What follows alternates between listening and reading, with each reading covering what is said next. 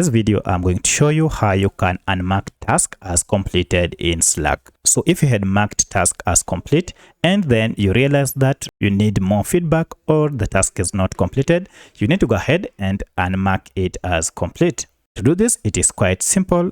If you find this video helpful, I'll kindly request that you support me by liking the video and also by subscribing to this channel. Now, if you go to any channel, you'll be able to see all tasks that have been marked as complete. As you can see, this has been marked as completed and this as well has been marked or checked as completed. However, should you want to remove this, go ahead and just click on it again and that will remove that completed mark. So that's how you can unmark any task as completed. If you have any other question, kindly let me know in the comment section. Otherwise, thanks for watching and let's meet in the next video.